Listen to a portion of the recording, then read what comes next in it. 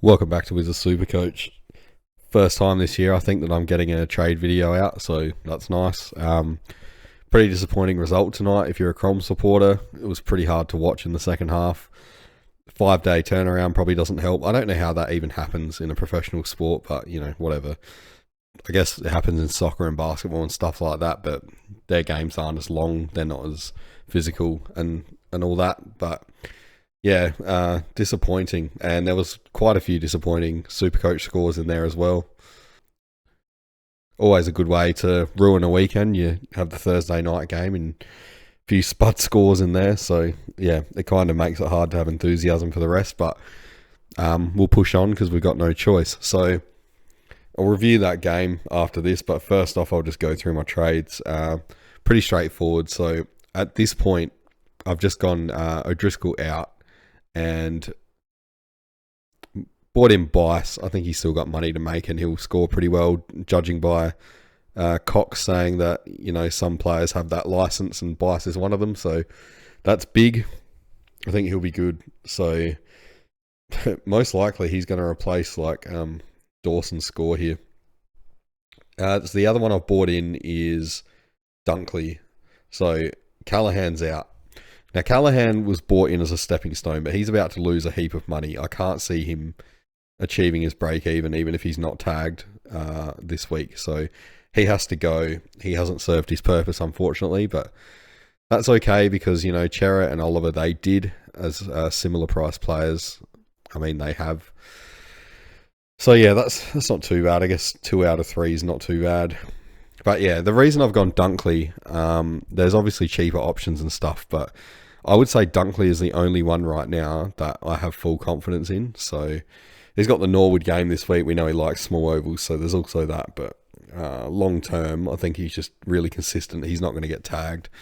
Everyone else seems a bit up and down. The midfield's strange this year, so yeah, I've just gone with that safety. And, a lot of people are looking at trying to get Dacos next week, and this may lock me out of doing that because now I've essentially got no money left, but I kind of don't care because I'm not really interested in Dacos even at a discounted price right now because, everyone's excited to get him cheap and I get it. He's been really good in the last couple of years, but if we look here, he's not scoring well. He's tunned once in the first month, so yeah, I'm not really interested right now. There'll be, I think, a better time to get him.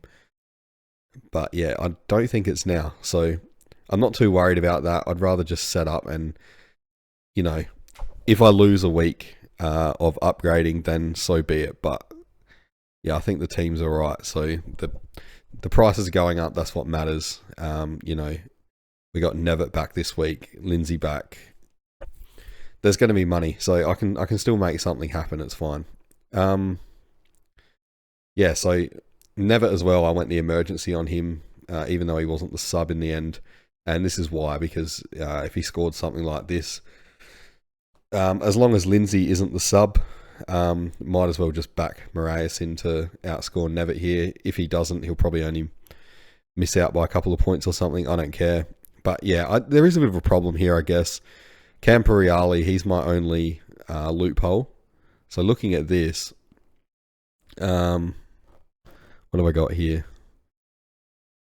Basically, whichever one, because I'll be watching the game, whichever one of these two, Henderson or Lindsay, if one of them is a sub, obviously I'll just swap them over. So yeah, that's that. Hopefully both of them can clear 50 if they're not.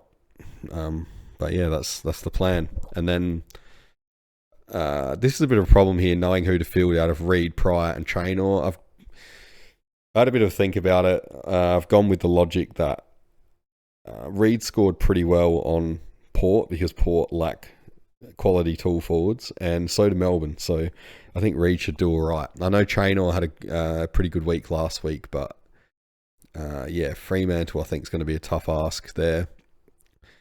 And then in the forward line, yeah, I think I'm going to... I had this same dilemma last week where I had to decide, was I going to field Power Pepper or Hall? So, yeah, I think Power Pepper is the slightly better option at the moment, even though he's got Hawks who are going to be hard to score on.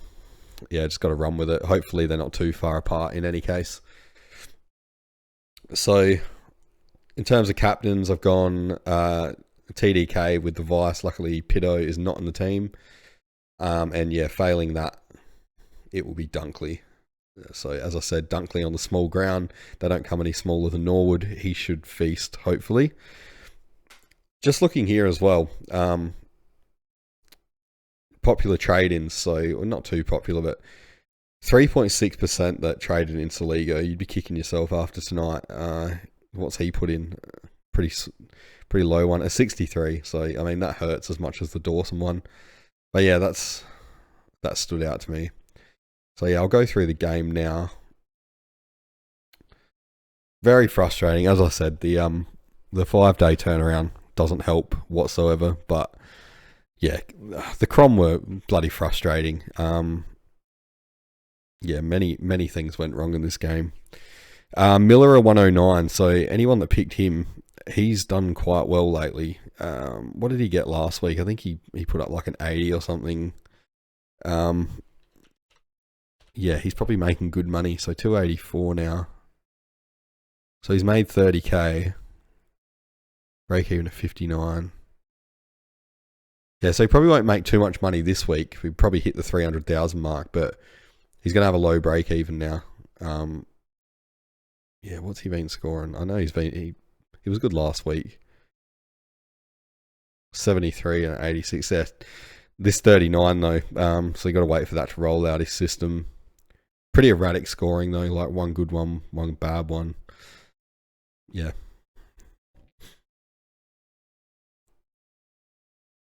Laird was alright, but yeah, I think in terms of Supercoach, he's pretty cooked. Hinge could have had a far better score too, but he's a clanger machine sometimes. And yeah, tonight in the second half, particularly the last quarter, he was horrible. I think Rankin was probably, as far as the eye test goes, he was probably overscored here with a 91.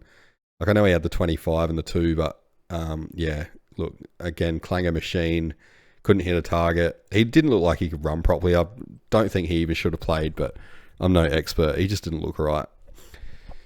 Especially with a player like him who has that history of soft tissue injuries and stuff.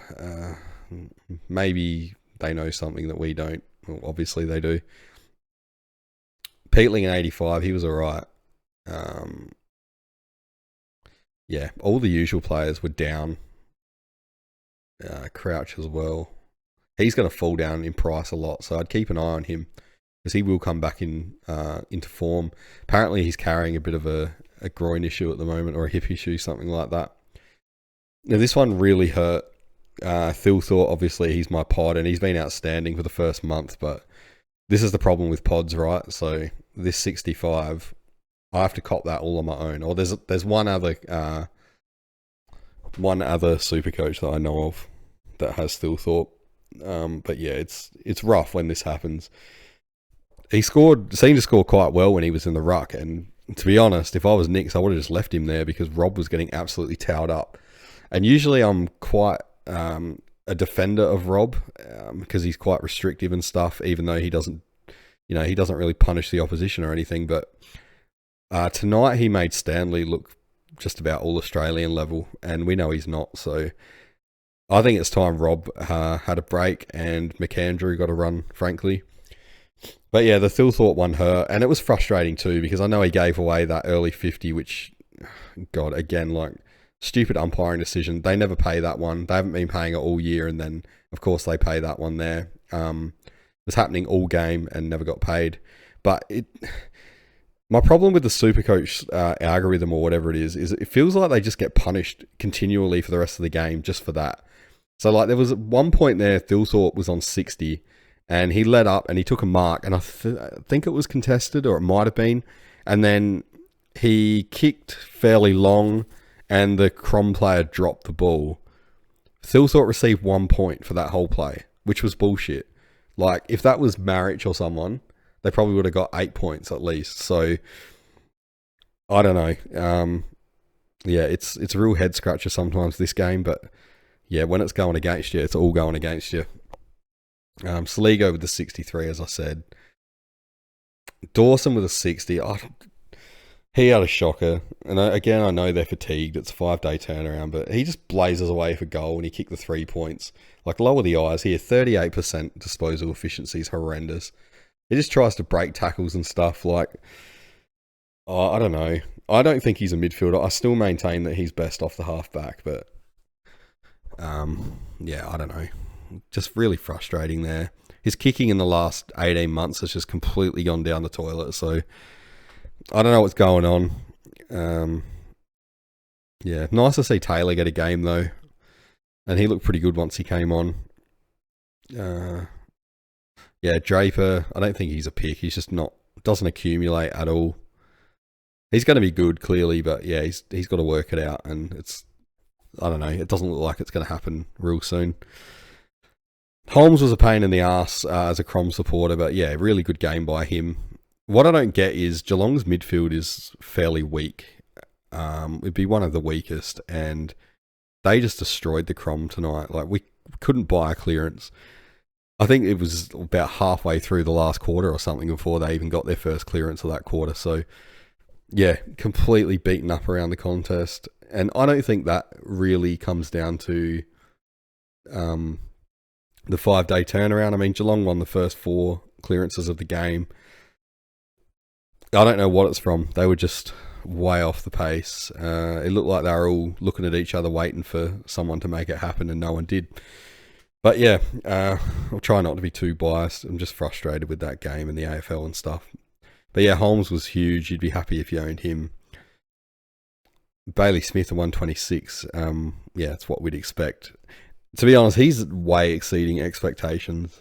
He's very comfortably going to be top 6 forward, probably top 3 if he can stay fit. So yeah, pretty amazing. And from the eye test tonight, it looked like he got a lot more CBAs than he'd been getting as well. Yeah, Cameron, he's alive again. I think he tonned last week as well, and then yeah, the first 3 weeks he was horrendous. So one to keep an eye on, I guess. Geelong's not the most Supercoach relevant team, obviously. Stanley, oh god, yeah, like I said, Rob made him look really good. DeConning 57. So if you still own him, that's, that's not ideal. I don't know why you'd still own him, but yeah, he actually looked pretty good from the eye test. I thought he would have scored better than that, but obviously not. Nev at 50, so that's all right. But that's the reason why I had Nev at loopholed, because I kind of expected this. Oh, so this was the big one in my opinion. Connor O'Sullivan at 42. Now, if you watched my last video, I think at the end there I was saying a bit about, people say, oh, season over if you missed this player or that player. This is proof that that's bullshit. So in 1 week, look how much it's turned. So O'Sullivan, I don't think, judging by this and his break even, which I think was about minus 19, he's probably not even going to hit the 300k mark this week. And yeah, his cash gen's probably stunted for quite a while now because of this score. So, without Stewart, or you come up against a team that's got the 3 tall forwards like the Crom, he's going to have to play lockdown, and he's not going to score well. So things can change real quick. It's not season over. Yeah, that's all I can say. It's a marathon. It's not a sprint. So yeah, hang in there if things aren't going your way, because it can all change really quickly. Like, things were going really well for me the last 2 weeks, and this week has started really badly. But, I'm not going to lose my shit over it. Again, things can turn around big time. Like, I might get, who's playing tomorrow night? Collingwood and Sydney, right?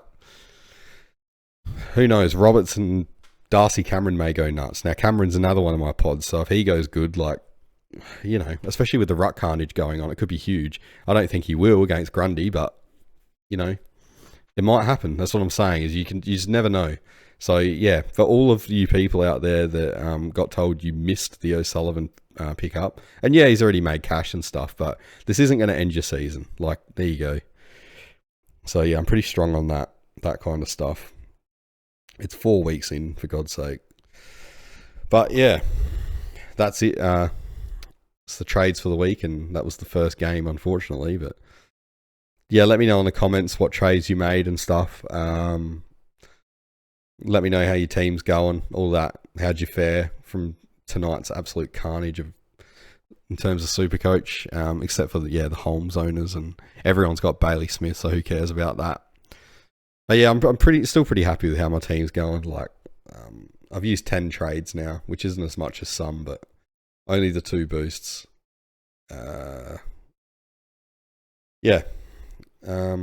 I think I've got the top players here that I'm confident in. So I don't feel like I'm missing anyone really.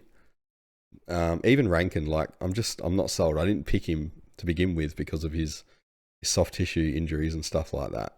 So yeah, I think that's starting to come apart a bit. So yeah, again, let me know in the comments. Like, subscribe, all that stuff, and yeah, good luck with the rest of the round. Maybe I'll make another video if I get time covering the other games. But yeah, other than that, I'll see you when I do the round review. So best of luck. Cheers.